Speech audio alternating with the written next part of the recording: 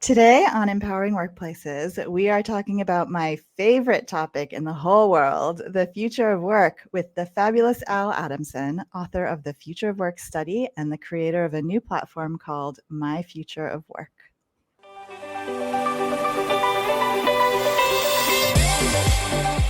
Welcome to Empowering Workplaces, a show for everyone who wants to make work better and more fulfilling. We are your hosts, culture designer Maddie Grant and organizational psychologist Sonia Lucina. Join us in today's awesome conversation. Hi, Maddie. Gosh, thanks for that introduction. And I'm happy you're excited about the topic. I am as well, obviously. So thank you. Oh, and Al, it's so wonderful to have you here. I am just above the moon that we now get to switch spots for a little bit. Yep. And Maddie and I get to ask you and talk with you about all of these incredible things that you're working on. So I know that a lot of our listeners will probably either know you and be really good friends of yours or have at least heard of you. But for those who maybe are seeing you or hearing you for the first time, do you mind just spending a few minutes just telling us a little bit about your background, some of the, I know we won't have time to talk about everything that you've done in your career, but maybe just some of the highlights. And then what inspired you today to really focus on this new research? So if you want to take it away and just share a little bit about your background, and then again, like what you're looking to accomplish with this new piece of research, that would be amazing. Well, thanks, Sanya. And yeah, I too am honored to be here with you both and to talk about this topic, yes, but also to invite people to think potentially differently about how they are preparing for the future, because we have what I'm calling, we're in this age of perpetual disruption, and arguably we're never going to be out of this quote unquote age. The fact with AI being more pervasive through not only the world, but how it impacts our work, robotic automation, globalization, all these factors are, if they're not affecting us already, they will affect us. And I'm not talking about 5-10 years down the road. I'm talking potentially next month, if not next year. So it's something that has a level of seriousness, and I hear a lot of daunting language around it, but I also see a world of potential that's exciting. So who am I and why did I get into this? Very briefly, I was a former management consultant with Ernst & Young that took me over to the former Soviet Union in 94. I was an entrepreneur over there, founded and ran a 5-gallon water delivery business. And as an operator, as a business leader, I became very attentive to how work was impacting people's lives. And as I came back to the United States in 2000, I chose to make that my line of work. And that evolved into people strategy and in turn, what became people analytics. So for the past 20 years, I have been in this space, formerly called human capital analytics. Some people still call it that. Adjacent naming conventions are workforce planning, talent intelligence, employee experience. But data is at the root of this understanding of where we are, where we can potentially go. So I've been fascinated with the data that we are generating as human beings, both in our personal lives, but certainly in the workplace. And what are the ethics around that? What insights can team leaders and organizations get? But also, as important as anything, what insights can we as human beings get into how our own lives are being impacted by our work and how we can contribute, how we can learn, grow, and develop. So with that, it's brought me into today, and I realized that there is a gap in organizations in preparing their workforces for the future of work. And I'm really, really curious on what great looks like in that regard, because we have these historical management models, which are highly siloed. And I thought during the pandemic, we'd be much more integrated. And some organizations are, in terms of HR coming together with operations and facilities and finance and legal.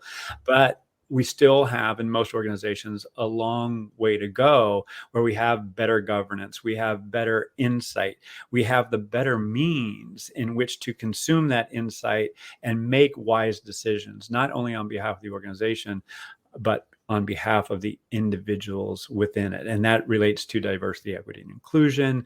That relates to internal mobility, relates to all these things that we're hearing in the world right now. And I want to better understand it. And I want to advise organizations. I want to advise groups. I want to advise teams. And as importantly, as I've said before, individuals, because that is where the rubber meets the road. I'm trying to positively impact people's lives. So that's a little bit about me.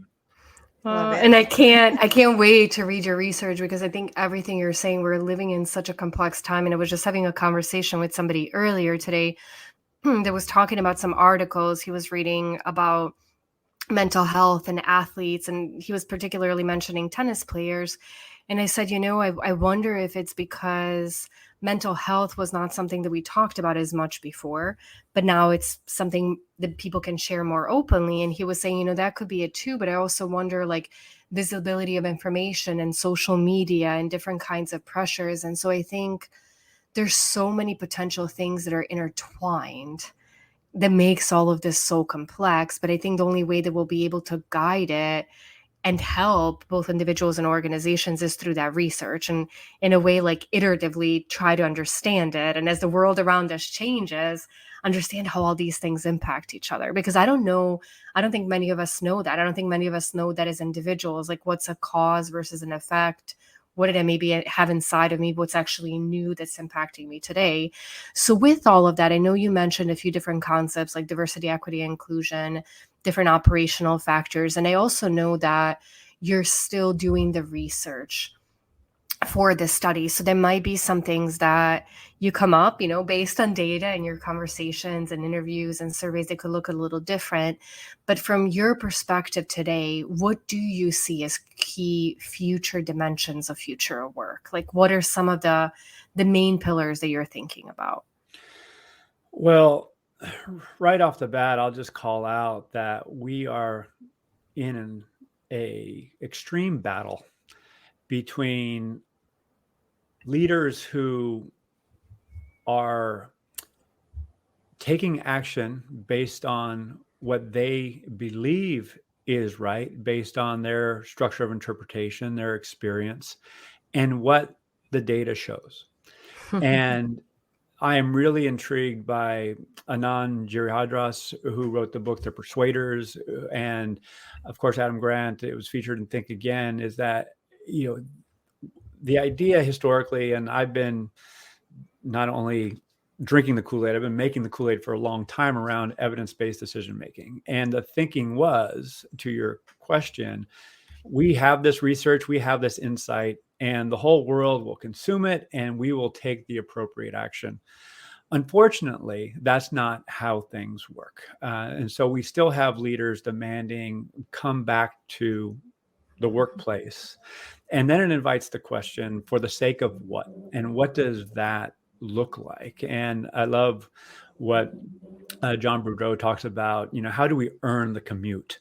And and not to keep name dropping, but I want to highlight and celebrate many of the researchers in this area, and who come to mind are Michael Arena, Rob Cross, Greg Pryor, and showing that if we do come back, what does that social capital, what does that relationship value look like? And if we do come together, it has to be purposeful and co-creating, designing. So the idea that we're just going to come back to the workplace 5 days a week, sit in a cube and hope we have a good conversation at the water cooler is not a reasonable expectation. So in terms of dimensions of the future of work, what does the workplace experience look like? What's the value proposition in it for me as an individual? What's the value proposition for a team? What's the value proposition for an organization?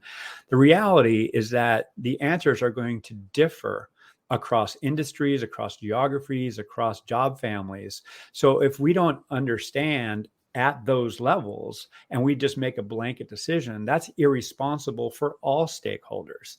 So going back to this notion, and I say this all the time, of governance, like in that example, I just touched on facilities, I just touched on HR, I just touched on operations.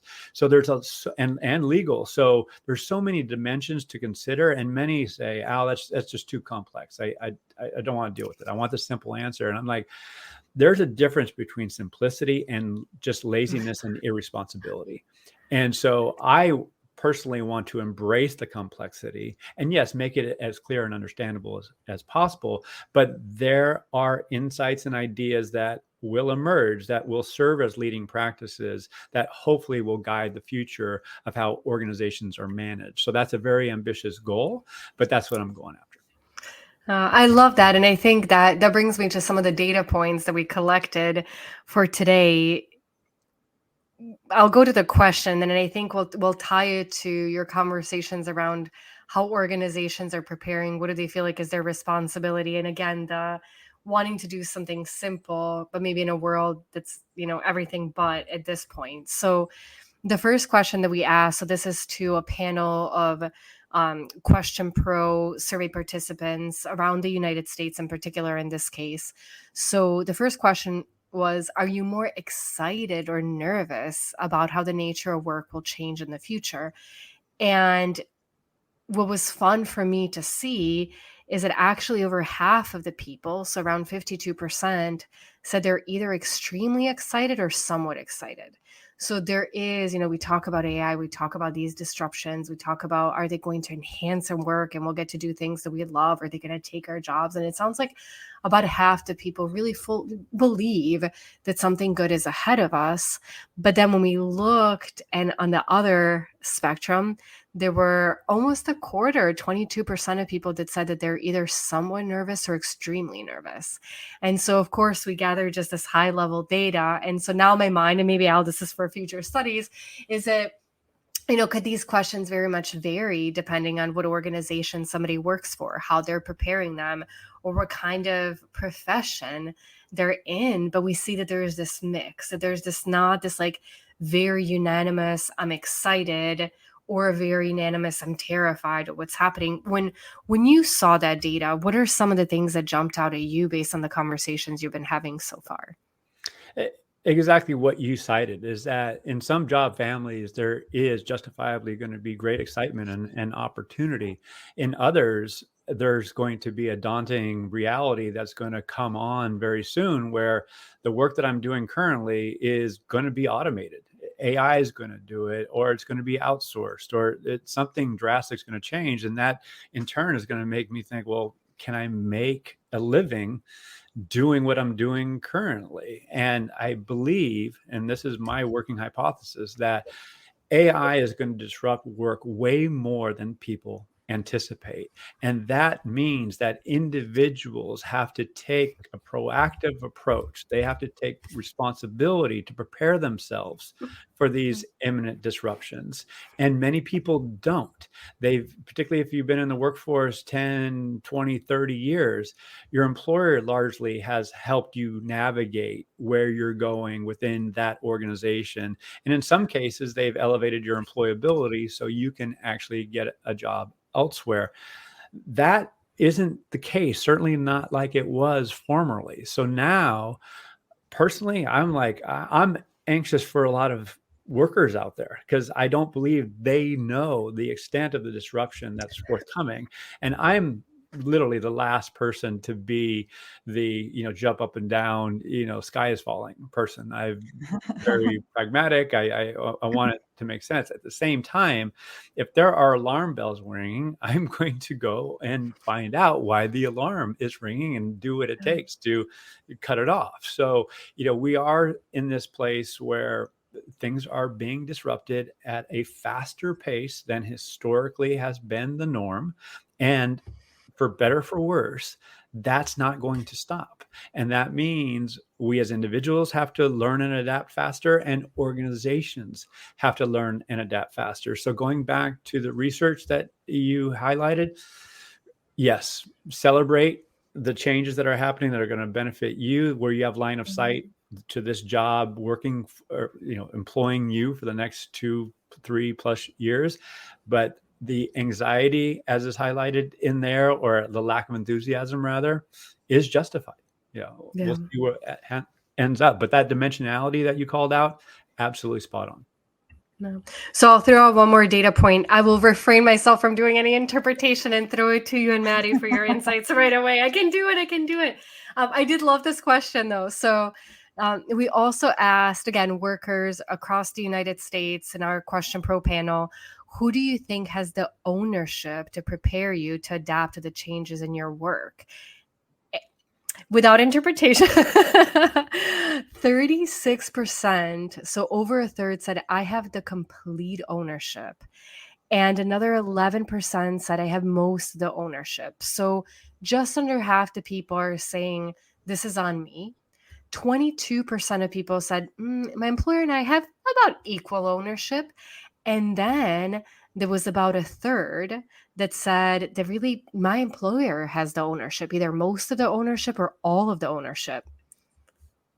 Maddie, do you want to jump in on that one? Well, I'm eager to hear, what Al thinks about this. I have lots of thoughts, but all right, we'll throw it to Al then first, and then Maddie can add color commentary. Well, the immediate insight that comes here is it makes me reflect on my recent conversation with Dean Carter, who's the Chief People and Purpose Officer at Guild Education. And in that organization, he created, call it within HR, and I'm using that in quotes, people who are responsible for talent, mobility, and agility. And I believe those are the terms. And the essence is that those individuals are partners with the people within the employees in understanding the future of work at that individual level and helping them get prepared for those imminent changes. So there is a curation, if you will, there's a collaboration in enabling that preparedness to occur. That is an exceptional instance. In most cases, that individual that's helping you along the way does not exist. I know there's a significant effort to automate that through automated coaching services and skills-based learning platforms. Skills-based workforce planning is happening, which are all fine and good.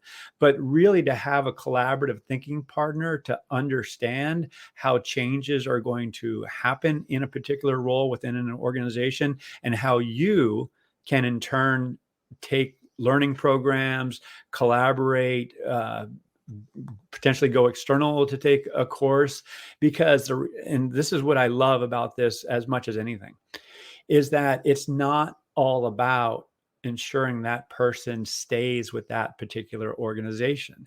It is helping ensure that they are employable, whether it be within that organization or elsewhere.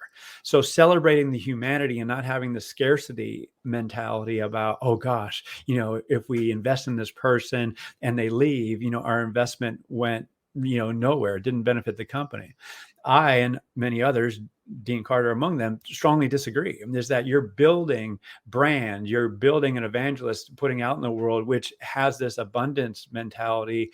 And that is a truism. It's at least it's a belief system. And even beyond that, beyond a belief system, because there's data that supports that. So I want to, if I could wave a wand, I would love for that to be the norm, because at the end of the day, it is a shared responsibility, in my view, between the employer and the individual to develop themselves wisely, meaning taking information that's out there, both internally and externally to an organization, consuming it and devising a strategy. If that is done, an individual's level of confidence heightens and they can be more focused in their work, having a heightened level of assurance that what they're doing is actually going to help them, whether it be within that organization or elsewhere. And the organization will benefit as well, because they have somebody, again, who's going to be more focused, more productive, and frankly, have more commitment to the organization because they know that they're being helped by that organization. So certainly understand the data. I would love to see, because my employer and I have equal ownership. It was 22%. Yeah, I would love to see that heightened, as this work is as this question is asked in the future. Yeah, I Yeah. definitely echo all of that. And I think so. My work is around culture change specifically. I'm a culture designer. So, unfortunately, what I'm seeing out in the world is a lot of kind of deer in the headlights from organizations, right? So, just empowering people to build their skills is not, it seems like a ground floor thing that every organization could start doing. But, many are not even yet prepared. They're worried that employees will learn all these skills and, just like you said, will leave. Right. And I think a lot of individuals are very much taking it in their own hands to learn for themselves and potentially leaving their organizations too. So, but you're right. There's such an important role that organizations could be playing here. Well, and two quick comments on that. Number one, if an individual is taking ownership and maybe taking a class externally that does not is not visible to an organization, is that class and knowledge and skill, is that going to benefit the organization? Right. Maybe not. Maybe that's just totally different, and that person now has the intent to use that skill in getting a new job, and that's his or her prerogative, and it's not that big of a deal. But I would contend that it would be great to have visibility, have an open conversation, so both the individual can prepare and the organization can prepare. The other thing that I want to call out is, as we use the term skills, most think about technical skills to do a particular job. And I'm very focused on behavioral and human skills, and develop, whether it be communication, being fully present, active listening, things that are really, really important, but even more so than historically has been the case. Because if we talk about individual, team, and organizational agility, it's predicated on the willingness and capacity to learn, and in turn, take action on that learning. And that in and of itself is a skill that not only needs to be learned, but nurtured and continuously refined over one's life, let alone career. So, those distinctions between behavioral and human skills and technical skills needs to be made. And again, I would love to see organizations take if not the lead role, but a critical role in developing that, not only for the top leaders and emerging leaders in organizations, but for every human being within a particular organization. Yeah, and I love that you're saying that, because one of the things recently, actually, at Question Pro, we just rolled out some actions from our own internal survey. And we were really thoughtful about, like, really leaning into both giving our employees a budget for training that could be work related, or it could be even a hobby, something they're really passionate about. Like, in the years, before, people have taken guitar lessons, they've taken painting lessons, they've taken coding lessons and project management. So it was whatever, they were interested in, but then also having organized, and we did it a little bit by function and geography, to make sure that we're also providing that training as well, so that we're not only asking the employees. So to your point, we're trying to get that in that middle. Like, we're both the organization and the individual feel like they have ownership of their future and how they approach that. And one other thing that I thought was extremely interesting from what you were saying about people staying in the organizations and those kinds of investments through doing so, of course, big part of my life is employee surveys. It's what I do pretty much every day. And one of the really interesting things, so a lot of our clients will ask, how likely are you still to be working at Question Pro in 2 years? How likely are you to recommend Question Pro to somebody you respect? And we're actually seeing those become less related, to exactly your point. But I thought you articulated it so well, and I'm going to try to think about how to smartly communicate that to everybody I talk with, because I think it's so important. And that depending on your organization, most companies are still very invested in, I want to keep somebody as long as I can. And it's not necessarily a bad thing, but we're seeing the global shift change, right? And we're seeing that people are generally not lifers, that they have many different jobs.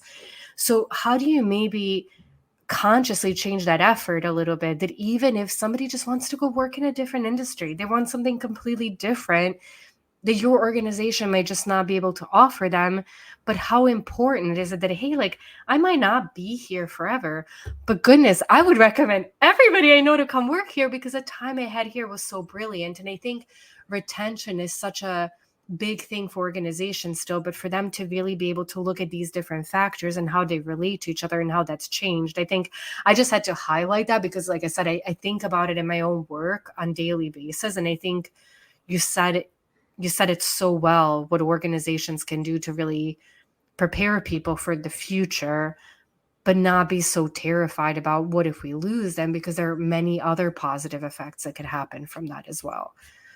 Absolutely. It's the case, and I say this with the hope that things change.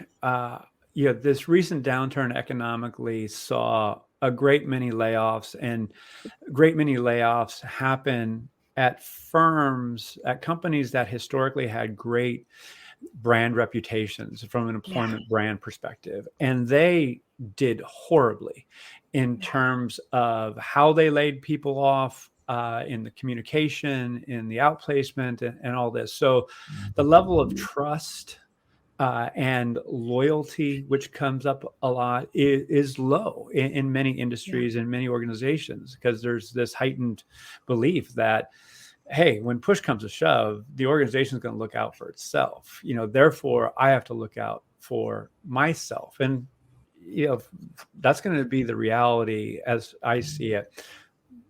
I don't see another time where that's going to be different. I just think it's the relationship between employer organization, even though research is showing that individuals are trusting their employers more than governments, more than most any other institution.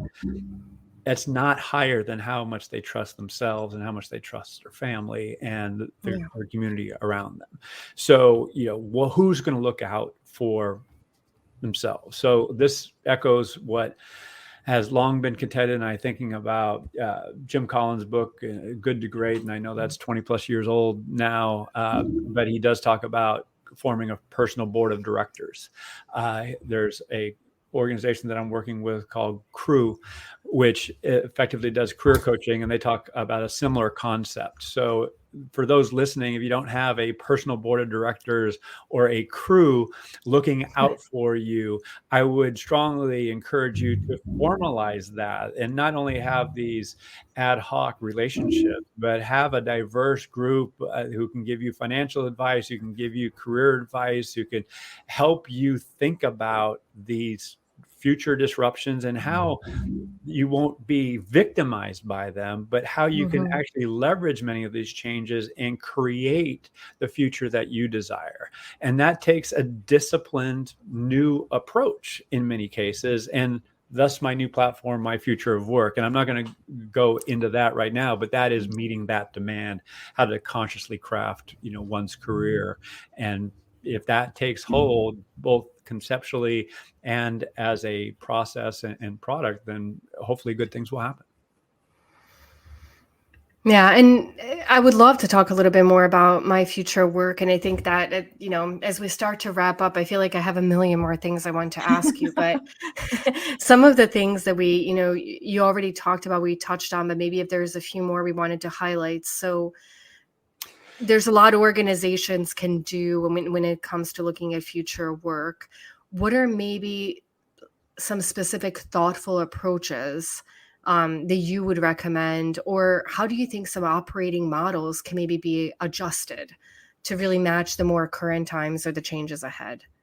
Well, you both asked wonderful questions, and I'll just say this concisely, is that the management models of yesteryear have to be reinvented. And many have acknowledged that that has to be the case, yet day after day, week after week, most organizations are in these silos, in this hierarchy where information moves very slowly through that hierarchy, or it moves very fast without context.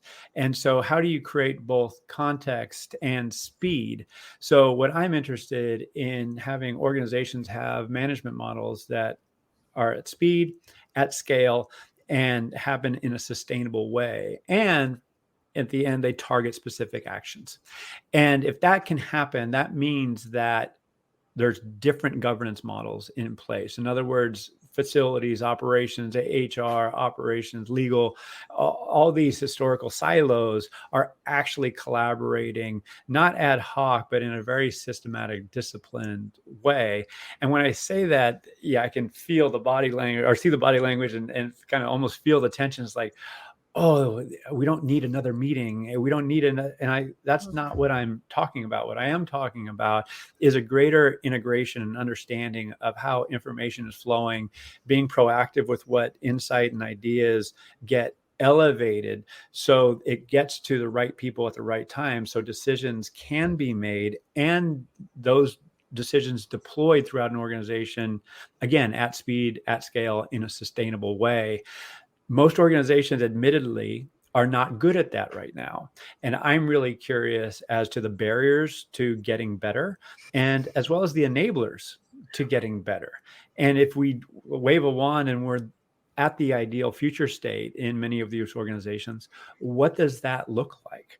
So I am really prodding the discussion around, if you are truly agile as an organization and preparing your workforce for the future of work and in turn your organization for the future of work, it's not only marketing strategy and all that, it's really consciously crafting this org to ebb and flow with changes both internally and externally. Then, again, what does that look like? And you need to create the space to explore what that looks like. You need to have the courage and creativity and ultimately land with a clear picture and then go after it. Realizing, of course, that what you envision right now is going to be different when you actually put things in place. But if you don't know where you're going and you're just pressing reset on what you've done historically, we're going to have an offsite, once a year. It's just not going to work. You're going to be at a competitive disadvantage as an organization, as a commercial organization, but you're also going to be at a competitive disadvantage in retaining and acquiring much needed talent to get where you want to go. So it's really important that leaders shift their not only mindset, but shift their operating/management models to adapt to the future of work. Well, as you were going through everything, I was frantically writing down all the studies and names of authors so we can make sure that we highlight that in our episode and episode write-up and everything. Now, obviously, you've thought about this a lot. You've researched this a lot. I know for, those who are listening to the podcast, they can't see the plethora of books that are behind you. So you're very well informed.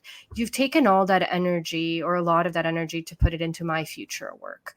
So for somebody who's interested in learning more, maybe doesn't know yet what My Future Work is, what kind of assets have you put together there to help individuals and organizations prepare for this kind of shift? I just want, I think I've known you for a really long time, Eddie, and I both have, and I think your knowledge and passion for the area is brilliant. So I definitely want, for whoever's not checked it out as they're listening to us, like one of the first action items for them is to go and go into, check out these kinds of resources. So what are some things they could look forward to in there?